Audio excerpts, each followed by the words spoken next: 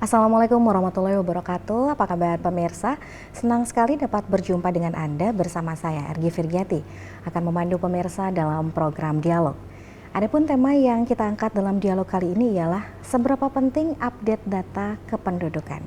Dan di studio kali ini telah hadir narasumber kita yaitu Kepala Dinas Kependudukan dan Pencatatan Sipil Tabalong. Apa kabar Ibu Rowi? Kabar baik. Halo warga Tabalong, kembali Dukcapil datang menyapa Anda semua.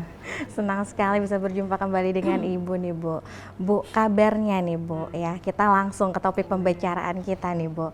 Baru-baru ini katanya Disdukcapil Kabupaten Tabalong sedang gencar melaksanakan update data kependudukan dengan menggandeng RT-RT. Nah, bisa dijelaskan Bu apa sih Bu tujuannya Bu? Baik, jadi gini, sebenarnya ini bukan sesuatu yang baru ya, tahun 2021 itu pernah dilakukan. Nah, tapi kemudian kita melihat bahwa sekarang ini dirasa perlu kembali untuk melakukan kegiatan ini karena berdasarkan data real time di tempat kami itu terdata bahwa ada beberapa titik dalam hal ini desa, kelurahan yang kalau boleh dibilang kepemilikan dokumen kependudukannya termasuk update-nya itu masih di bawah target ya, katakanlah masih di bawah kisaran 50% seperti itu. Nah, kalau kita bicara tentang Undang-Undang 23 tahun 2006, kemudian disempurnakan dengan 2024 tahun 2013, di pasal 3 itu jelas dibunyikan bahwa kewajiban setiap masyarakat adalah melaporkan setiap peristiwa kependudukan dan juga peristiwa penting lainnya. Nah, apa itu peristiwa kependudukan? Itu adalah kaitan, kalau peristiwa penting lainnya adalah nikah, kemudian lahir, cerai dan sebagainya. Tapi kemudian peristiwa kependudukan itu misalnya adalah kelahiran, kemudian juga ketika orang pindah datang dan sebagainya. Jadi seperti itu. Nah, hal itu kan tentu saja akan berimplikasi terjadinya perubahan data di kependudukan. Nah, itu yang harus dilakukan update data. Jadi seperti itu. Lalu bagaimana Bu cara untuk mendapatkan updatean data tersebut Bu? Nah, jadi kami sudah mencoba mendiskusikan di internal kami sampai pada kesimpulannya bahwa karena pertama di internal kami sumber daya manusia yang tersedia tidak terlalu banyak, akhirnya kami mencoba memanfaatkan sumber daya yang bisa diajak bekerja sama. Nah, kita bekerja samalah dengan kepala desa dan lurah yang sudah terpilih, kemudian nanti dari kepala desa dan lurah itu kita akan libatkan ketua RT di masing-masing desa dan kelurahan untuk membantu menjelaskan dan juga mengumpulkan dokumen-dokumen pendukungnya tadi yang kemudian nanti akan diambil oleh petugas kami Dukcapil untuk dilakukan penginputan. Jadi seperti itu. Oh, jadi bukan RT-nya yang mendatangi membawa itu KTP tidak ya Bu ya? Hanya membantu mensosialisasikan, kemudian juga mengkolektifkan. Jadi kan masyarakat diminta nanti kalau misalnya terjadi perubahan katakan alamat. Nah, maka dia harus membawa informasi data dukung yang menyatakan bahwa dia alamatnya ada di mana. Itu bisa jadi dari ketua RT atau misalnya contoh lagi misalnya ternyata di dalam data itu bahwa dia sudah tadinya tidak punya anak. Nah, kemudian ada punya anak, kemudian anak itu dulunya dia adalah SD, sekarang misalnya sudah di SMP. Nah, itu perlu diupdate. Nah, untuk bisa mengupdate itu tentu saja dia butuh data dukungnya. Nah, data dukungnya salah satunya adalah misalnya adalah ijazah tamat SD-nya. Nah, itu yang diserahkan ke ketua RT. Nanti akan diteruskan ke kepala desa lurah, kemudian akan diteruskan kepada Dukcapil. Lalu dilakukan penginputan. Baik Ibu, berarti data atau tadi yang Ibu sebutkan KTP misalkan berkesinambungan dengan akte kelahiran dan lain sebagainya itu juga harus dipersiapkan ya Ibu ya. Baik, dengan mengumpulkan subkopi dokumen dari kependudukan tersebut Ibu, apakah dapat mengupdate data secara langsung atau masyarakat sendiri yang harus melampirkan dokumen yang terupdate-nya nih Bu? Ya, jadi sudah dijelaskan di depan tadi. Jadi mekanismenya adalah pertama disampaikan tujuan kami untuk melakukan update ini apa, kemudian seperti apa yang bisa dilakukan update-nya tadi sudah kami contohkan. Misalnya tadi kaitan dengan perubahan status pendidikan anak, misalnya dari tadinya dia di kartu keluarga masih tertulis adalah SD, jangan-jangan sudah ada yang malah sudah kuliah. Nah, otomatis untuk bisa mengubah statusnya menjadi mahasiswa, dia dia harus bisa menunjukkan bahwa sudah tamat SMA, ya kan? Nah, SMA ada ijazahnya kan? Nah, kopi ijazah itulah yang disediakan nanti melewati ketua LT, diteruskan kepala desa dan sampai ke kami. Yang melakukan updating tetap kami, jadi bukan masyarakat langsung. Tapi nanti ketika identitas kependudukan digital sudah dilakukan secara umum, maka sebenarnya nanti update data semua itu diharapkan memang si individu yang bersangkutan yang akan melakukannya. Nah, untuk saat ini karena menggunakan masih aplikasi yang diinikan sistem yang diinikan oleh Dukcapil, maka kami untuk saat ini yang membantu melakukan update itu. Gitu. Diharapkan nantinya ya Bu ya akan ada inisiatif dan keaktifan dari masyarakat sendiri yang memiliki data untuk mengupdate datanya sendiri. Betul. Sebenarnya yang kita harapkan sebenarnya sesuai amanat undang-undang itu adalah si individu yang punya data ini yang ketika memang ada perubahan sesegeranya dia melakukan update itu.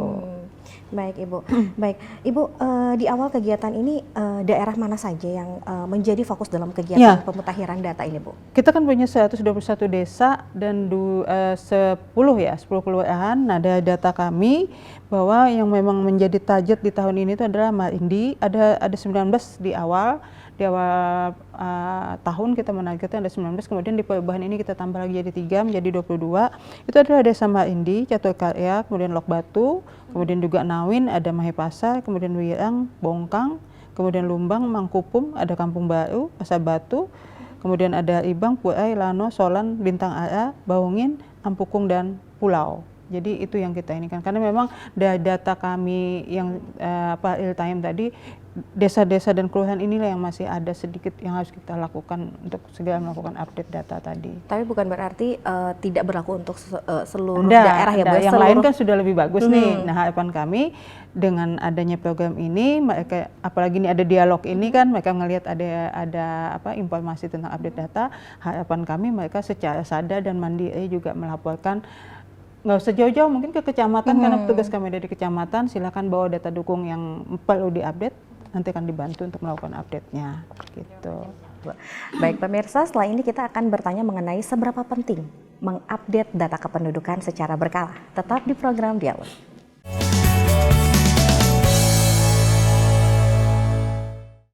Kembali lagi pemirsa di program Dialog, kita akan melanjutkan perbincangan kita bersama Ibu Rowi ini. Ibu Rowi ini langsung kita masuk ke dalam kendala ya, karena biasanya ketika masyarakat dipinta contohlah salah satu dokumen KTP, itu udah was-was duluan Bu, takut ya Bu ya, banyak penyalahgunaan data. Mungkin seperti pinjaman online gitu kan ya Bu ya, karena itu banyak sekali kasusnya nih Bu ya. Nah, dari data yang kita dapatkan juga informasinya bahwa ada sebagian masyarakat yang ragu saat pihak RT ini menghimbau untuk mengumpulkan data-data kependudukan. Bagaimana nih Bu? Jadi baik, tadi sudah kami jelaskan di awal bahwa langkah kami adalah sebelum meminta dokumen kan ada penjelasan. Nah, penjelasan ini barangkali yang kalau idealnya saya bilang kalau sudah masalah menyangkut data pribadi ini idealnya memang door to door ya satu-satu. Tapi kan kita juga melihat sumber daya manusia yang ada di Dukcapil sehingga kami bekerja samalah dengan kepala desa, lurah, kemudian turun kepada RT. Nah, pada saat sosialisasi kan kita tidak bisa menjamin bahwa semua kepala desa itu istilahnya bisa hadir pada saat itu. Nah, contoh kasus kayak kemarin kalau tidak salah di Mabun itu ada 12 atau berapa yang bisa hadir cuma 9. Nah, otomatis yang tidak hadir ini kan sudah istilahnya informasi kedua yang bisa jadi kalau bahasanya orang ini kan titip kata tuh bisa lebih bisa kurang. Nah, itu di situ itu adalah salah satu kendalanya. Nah, sehingga pada saat sampai ke masyarakat bisa saja misalnya nih gini, kalau pada saat disosialisasikan kita akan melakukan update data. Nah, untuk melakukan update data ini dibutuhkan data dukungnya ini. Tapi ketika sampai ke masyarakat, masyarakat kita melakukan update data, kumpulkan ini tanpa ada informasi manfaatnya apa, tujuannya apa. Nah, jadi ya saya pikir wajar masyarakat di masa-masa seperti sekarang ini kalau boleh dibilang lebih aware dengan data-data pribadinya karena memang banyak penyalahgunaan, kemudian juga masa-masa yang saat ini kita menjelang pemilu kan kita tahu bahwa bukan berarti itu selalu melakukan penyalahgunaan data, tapi potensi itu ada. Kemudian jual pinjol dan sebagainya, ya wajar kalau masyarakat ada yang ragu ini betul nggak, dan itu saya alamin. Jadi tapi saya bangga bahwa masyarakat ketika melakukan ragu dengan hal itu, mereka bertanya kepada tempat yang pas. Kebetulan saya dihubungi, ya saya jelaskan tujuannya adalah ini, kemudian karena ini akan dilakukan maka butuh data dukung. Data dukungnya apa, dan kita jelaskan data dukungnya sesuai dengan perubahan data yang dibutuhkan, seperti itu. Lalu bagaimana dari Disdukcapil sendiri menanggapi keraguan dari masyarakat ini? Apa yang tindakan selanjutnya nih Ibu? Baik, jadi bagi mereka yang langsung konfirmasi ke kami, dan ini saya kepala dinas atau juga ada beberapa ke Kabid dan sebagainya, ya kita akan upayakan untuk menyampaikan sedetil mungkin, dan kita juga titip pesan dan mereka tolong informasi ini diinformasikan sedetil mungkin. Nah, selain itu juga saya pikir media hari ini sangat membantu kami untuk meyakinkan masyarakat bahwa apa yang dilakukan saat ini di 22 desa kelurahan ini itu memang adalah legal di bawah koordinatornya adalah Dukcapil. Nah, Dukcapil kita bekerja sama dengan kepala desa dan lurah dan juga ketua RT, gitu. Makanya juga kita meminta untuk mengumpulkan data dukungnya juga jangan ke sembarangan. Yang sudah memang diamanahkan itu adalah ketua RT, naik nanti ke kepala desa dan lurah. Selain itu tidak usah ya, kalau yang misalnya yang orang tanpa identitas yang jelas terus meminta kumpulkan ke saya aja, itu wajar kalau ditolak. Ya. Bahaya ya Bu ya? Ya. Jadi tolak aja kalau misalnya memang bukan ketua RT, atau kecuali memang ketua RT tidak bisa, tapi dia sudah mengamanahkan kepada petugas di RT itu siapa, nah itu bisa. Baik, Ibu sejauh ini bagaimana nih Bu tingkat kesadaran masyarakat dalam mengupdate data kependudukan ini Bu? Ya, bagi yang sudah merasakan manfaat pasti dia akan aktif ya melakukan update data. Nah, bukan berarti juga yang belum merasakan manfaatnya. Cuman kadang-kadang kita keasikan dengan rutinitas kita tidak sadar bahwa ternyata data-data kita ini ada yang perlu diupdate. Contohnya tadi saya bilang, kita keasikan dengan dunia bekerja, kita ibu-ibu ya, dunia bekerja dan sebagainya, suami juga kerja. Kita tidak sadar bahwa katakan tadi status pendidikan anak ini sudah berubah. Karena masih di sekitar kita, ya udahlah pokoknya kakak kita masih bagus aja, udah ada ini.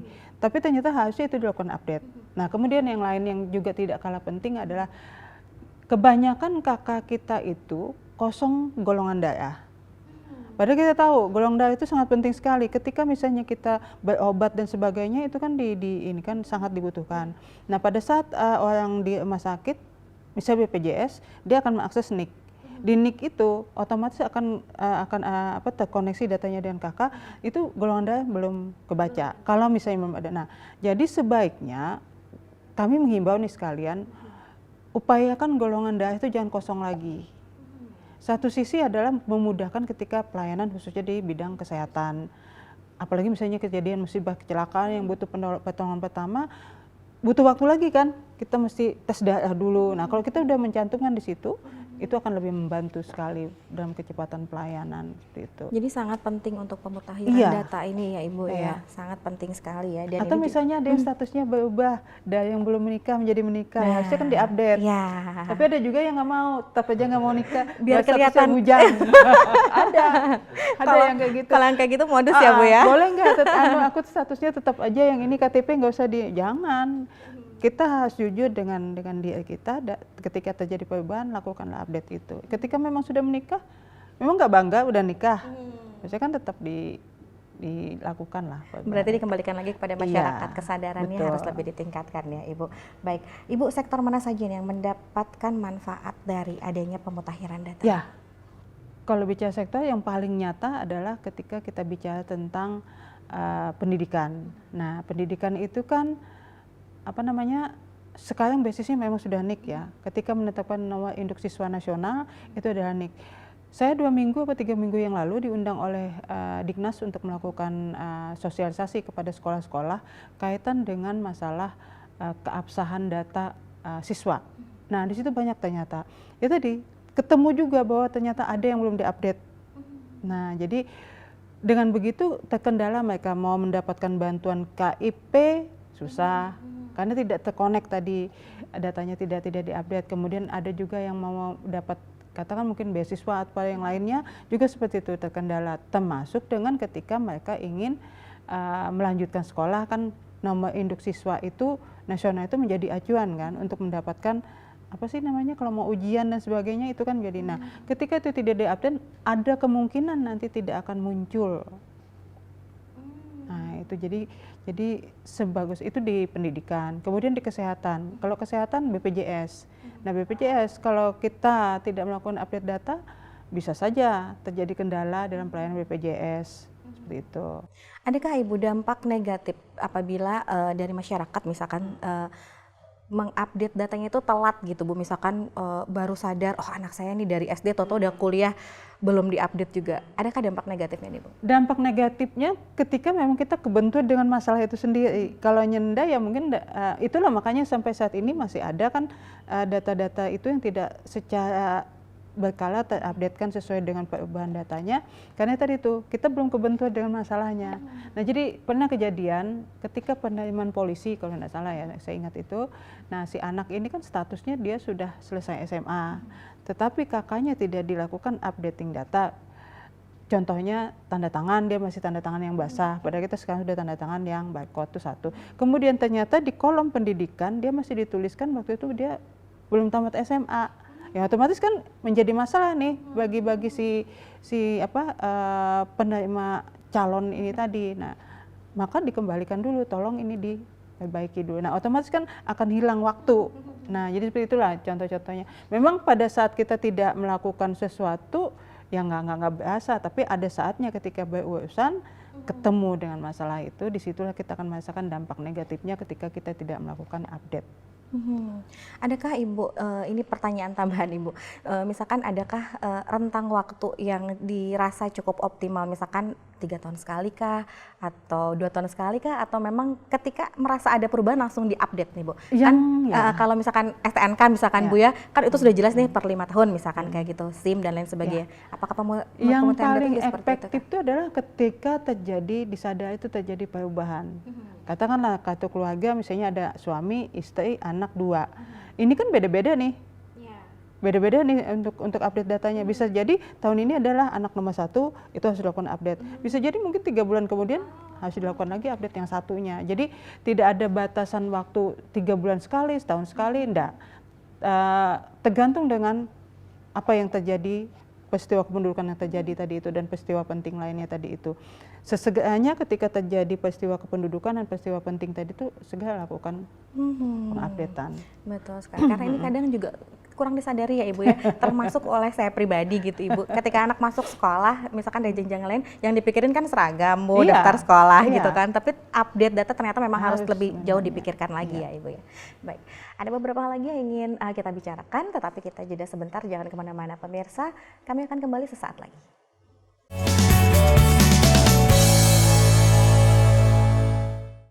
Terima kasih pemirsa, Anda masih setia bersama kami di program Dialog.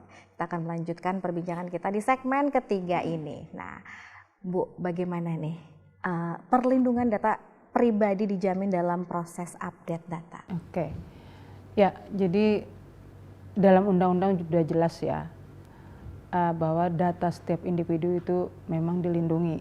Karena ada undang-undang perlindungan data pribadi sudah ada ya.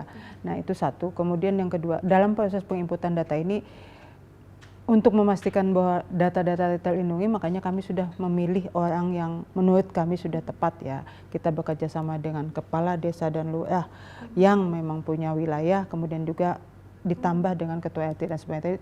Itu salah satu menurut kami adalah upaya kami untuk memastikan bahwa apapun dokumen pendukung yang diberikan oleh masyarakat yang ingin diupdate datanya tadi itu tidak disalahgunakan gitu loh. Karena juga sebelum sampai kepada implementasi pengumpulan data tadi, bapak-bapak ini tadi kan sudah kami bekali maksud, tujuan dan sebagainya, itu sudah kita ceritakan apa maksudnya. Jadi mudah-mudahan dengan begitu data-data pribadi yang dikumpulkan dan data itu kan tidak yang asli ya, tidak yang asli. Kemudian kata ijazah kan cuma fotokopi ya, fotokopi yang tanpa, kalau fotokopi aja saya pikir tidak terlalu beresiko ya, kecuali yang ada legalisirnya. Nah itu yang beresiko.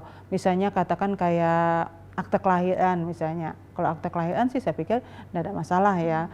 Atau misalnya yang lain apalagi ya yang dikhawatirkan bisa ini, kalau kayak KTP kita nggak perlu lagi sekarang, fotokopi KTP kan nggak perlu lagi, udah Jadi saya pikir itu sudah kami pertimbangkan sebaik mungkin, dan kami juga tetap mengacu kepada aturan-aturan yang sudah ditetapkan oleh Ditjen Dukcapil kaitan dengan pengamanan data tadi.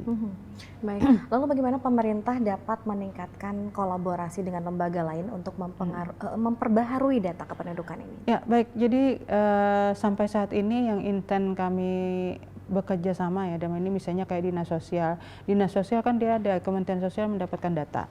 Data itu, nah dari situ kan kebaca akan ada miss antara data Dinas Sosial yang dari kementerian tadi dengan data kita. Nah itu nanti kita akan kolaborasi untuk memastikan bahwa apakah warga ini sudah datanya terupdate atau tidak. Biasanya kalau tidak terupdate itu yang tidak terbaca di Dinas Sosial. Kan di Dinas Sosial pada dasarnya juga mengambil datanya dari Ditjen Dukcapil seperti itu. Nah, atau nanti ini akan kita lakukan upaya update data jika memang misalnya dia memang belum pernah perekaman, kita akan lakukan perekaman sehingga muncul NIK dan sebagainya itu, sehingga itu otomatis akan nge-link ke sosial, dan ini akan memudahkan untuk penyaluran bantuan-bantuan yang sifatnya sosial. Kemudian misalnya tadi di Diknas juga seperti itu, kemudian juga misalnya di kesehatan juga kan BPJS tadi juga seperti itu. Nah, kita juga bekerja sama dengan Lapas dan Rutan ya. Di Lapas dan Rutan ini kita tahu saudara-saudara kita yang ada di situ tuh tadinya dia punya dokumen, tetapi kemudian dalam proses peradilan sampai pada putusan mereka masuk ke situ, ketika masuk di situ tuh dokumen satu pun mereka nggak punya. Nah, itu kita bekerja sama dengan Lapas dan Rutan, pokoknya setiap warga mereka yang belum yang baru masuk itu segera dikoordinasikan dan kami akan cekkan datanya. Jika memang ada, itu akan segera kami lakukan untuk katakan misalnya kartu keluarganya bisa langsung kita print out untuk diserahkan kepada dia. KTP misalnya dia nggak ada, selama sudah betul itu ada identitasnya dia akan kita cetakkan KTP-nya, kita berikan ke dia, karena ini akan membantu dia juga untuk mendapatkan akses ke bantuan sosial, bantuan kesehatan dan sebagainya. Dan sampai sejauh ini sih respon dari Kemenkumham ya, dalam yang menaungi ini cukup positif untuk Tabalong. Kita termasuk yang sangat agresif untuk memenuhi kebutuhan saudara-saudara kita yang kebetulan bermasalah dengan hukum itu. Nah, seperti itu. Jadi kita setiap ada kesempatan untuk kita kolaborasi dan sebagainya untuk melakukan baik itu update dan pemenuhan dokumen-dokumen ini tadi, kita akan lakukan itu. Baik, Ibu, sebelum kita mengakhiri perbincangan kita di dialog nih, terakhir Ibu, pesan atau himbauan Ibu mengenai update data kependudukan ini? Ya, yang pasti tadi sudah kami sampaikan di awal bahwa sesungguhnya pengupdatean data atau pengkinian data kependudukan itu adalah harusnya inisiatif dari si individu yang bersangkutan, tetapi juga kita bisa memaklumi bahwa tidak semua masyarakat kita ini istilahnya kalau saya boleh bilang ngehnya gitu loh, yang ngehnya ini.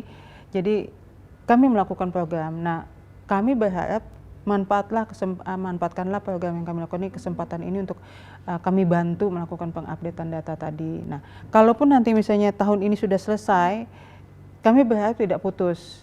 Jadi silakan masyarakat tetap melakukan update data secara individu, menghubungi kami baik secara online atau datang langsung, bawa dokumen-dokumennya, kita akan melakukan bantuan untuk melakukan update itu. Seperti itu sih. Jadi jangan takutlah dengan katanya yang ini benar nggak program ini benar. Jadi kami melakukan program pengupdatean data ini. Jadi melalui dialog juga diinformasikan pada masyarakat bahwa apabila ada yang meminta data dan lain sebagainya dengan orang-orang yang tepat, ya, artinya orang yang tepat. Dalam betul hal ini ya, Bu, adalah kepala desa, kemudian dibantu oleh ketua RT. Selama data yang diminta itu dikumpulkan ke ketua RT, penuhin aja. Dipenuhi, jangan takut kalau asal jangan kecalo. Kalau kecalo itu lain ceritanya ya. Bahaya ya Bu ya kalau itu ya. Baik, tidak terasa perbincangan kita kali ini sudah berakhir. Terima kasih sekali lagi kepada Ibu Rowi yang telah meluangkan waktunya Ibu di dalam program Dialog. Saya Argi Virgiati beserta kru yang bertugas pamit undur diri. Tetap saksikan program Dialog yang dapat diakses melalui aplikasi TV Tabalong di handphone Android dan iOS, serta juga dapat diakses di YouTube program TV Tabalong. Akhir kata, wassalamualaikum warahmatullahi wabarakatuh.